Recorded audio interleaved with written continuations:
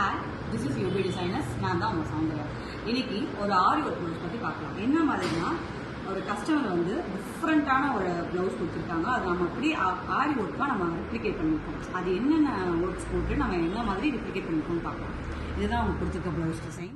இதில் வந்து நம்ம என்னென்ன ஒர்க்கு கொடுத்துருக்கோம்னா அவங்க இந்த ஃப்ளவர்ஸ் கேட்டிருக்காங்க. இந்த ஃப்ளவர்ஸ்க்கு நம்ம என்ன கொடுத்துருக்கோம்னா இங்கே இந்த கட்டானா பீட்ஸ் யூஸ் பண்ணிவிட்டு அதுக்கப்புறம் அங்கங்கே ஃப்ரெஞ்ச் நாட், அதாவது சென்டரில் ஃப்ரெஞ்ச் நாட், இங்கே ஃப்ளவர்ஸ் மாடலில் கட்டானா பீட்ஸ் யூஸ் பண்ணியிருக்கோம்.